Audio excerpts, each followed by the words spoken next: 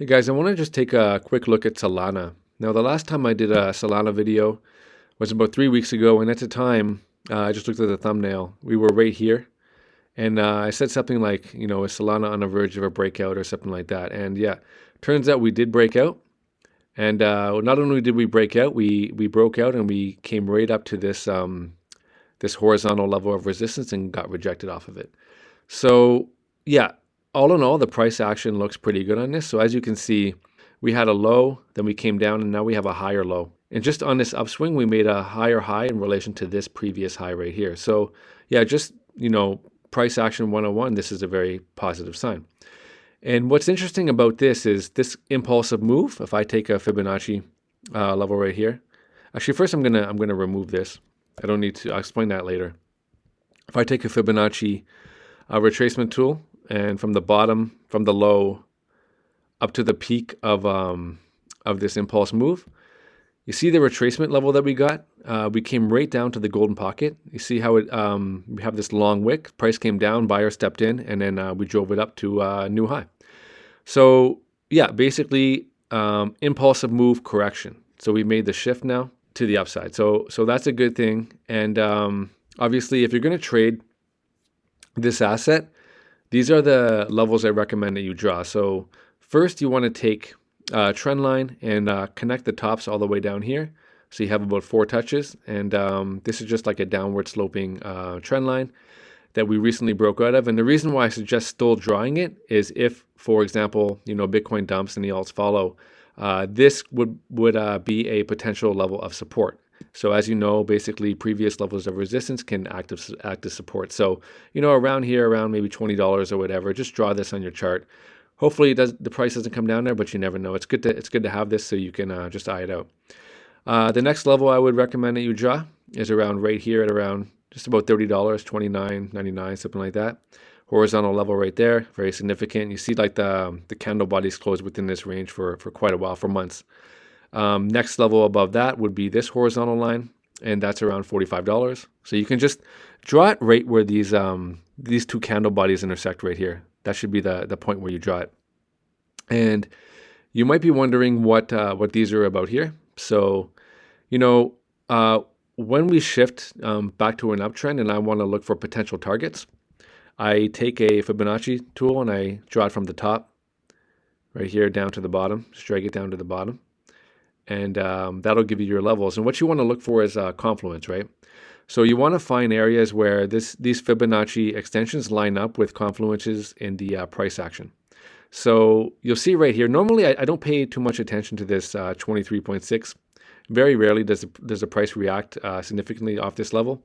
But the first level I look at is the 382, then the 50, then this golden pocket range, and then 78.6. So these are my main levels that I'm looking at.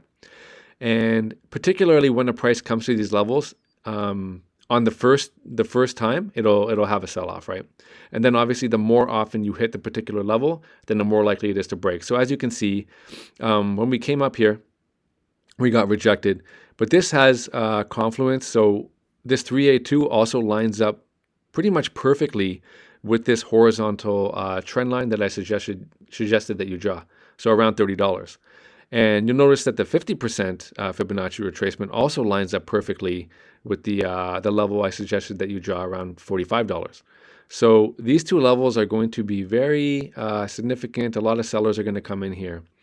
Now, if we're able to start closing weekly candles above this 382 retracement level, then obviously the next level to look for is this $45 region.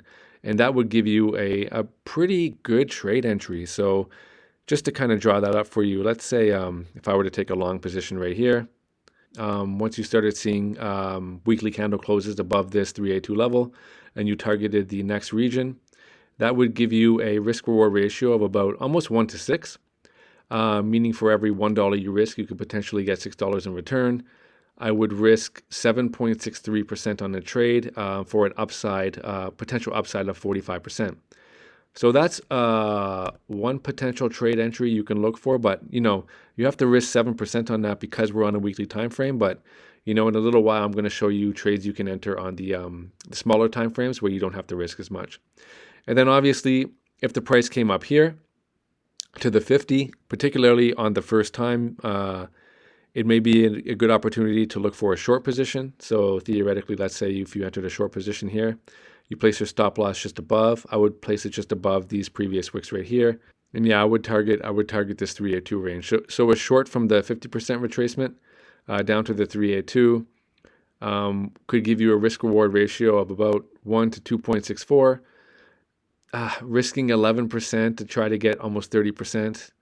You know, if you're comfortable risking 11%, you'd have to do that on just a very small percentage of your total trading balance.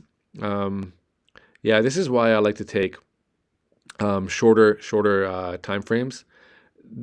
Okay, the way I would do it is on the weekly. If I saw the price come here on a weekly and it started showing signs of weakness, then I would look for shorts, but I would just take them on a smaller time frame where I could know if I'm wrong a lot sooner. Like I could have a tighter stop loss, and I wouldn't have to risk 8, 9, 10%. I can risk 1 to 2%, right? So I would just look to the higher time frame here to gauge my direction, like my bias and direction, and then I would look for that direction on smaller time frames. So that's the safer way to do it if you don't want to have to risk 10% on a stop loss, right? Okay, so as for trades, you can. Oh, sorry. Yeah, I should mention if this level breaks, then you have the golden pocket up here. Now, by default, on this Fibonacci tool, it has the 61.8.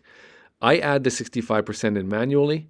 I find oftentimes in this range, I just use this as a range because the price will, a lot of the time it'll cut through the 61.8 and then wick off the 65. So I just have them both on the chart. And as you can see here in this example, it's the 65% that lines up perfectly with this previous support level here, the candle bodies right here. So I imagine this is going to be a very significant level if the price gets up to it, right? And then after that, if this level breaks, then you have the 786.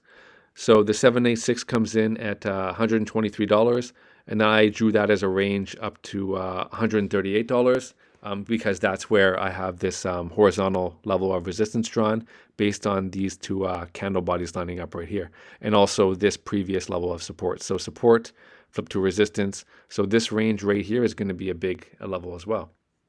But yeah, guys, when you're in an uptrend, for example, the price kind of moves. It moves in waves, or it just kind of like stair steps its way up. So if this level breaks, I would anticipate it to come to the 50.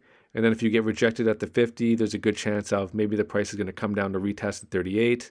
And then if the 50 breaks, you're going to come up to the 61.8 golden pocket region here. And then if you get rejected off that, then maybe the price is going to come down and retest this, right? The 50. So you just kind of make your way up. But when you have all this marked on your chart, it makes trading it very easy because you can enter these positions where, if I come to the 50, okay, maybe I'll short because I'm gonna guess that it's gonna go down here. Even if it doesn't, I can still be profitable, but I will just place my stop loss just above it. So if I'm wrong and it just blasts through this level, I don't really lose that much, right? But anyway, I'm gonna switch charts now. I'm gonna look at the hourly time frame, and I'll move this down to the hour.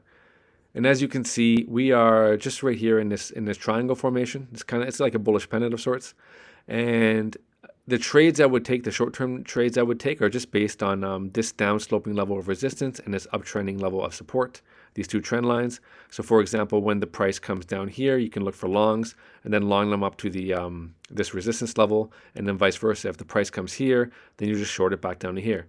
So, I mean, we're coming into the apex of this, like the trading range is going to get narrower and narrower.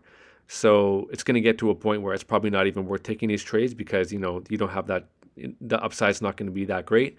You're probably better off just to focus on other charts and find better trade setups. But as of right now, for example, if the trade came up here, could enter around $25 and then try to target it back down here at around $23.65 or so. But yeah, just watch for this, trade in this range. And then obviously, if it breaks, then you can trade the break. So for example, if you break out of here and you start closing hourly candles above this downsloping level of resistance, you can anticipate this being flipped to support and then maybe enter a long and then place a stop loss just below here, right? And then target the upside. So if this broke, for example, I mean, your first level of resistance here, I'll just draw it out for you.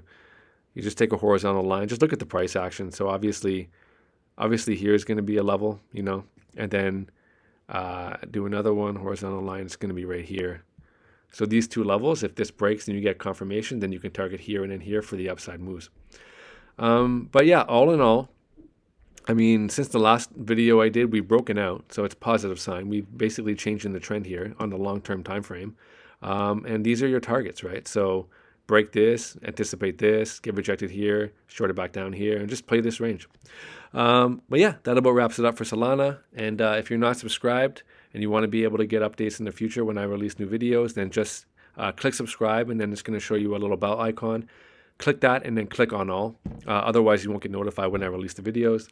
And yeah, you pretty much have to do that because, well, if you want to see these videos again, because once you click away, there's a pretty good chance that you won't find this channel again because I'm only at like 400 subscribers or so.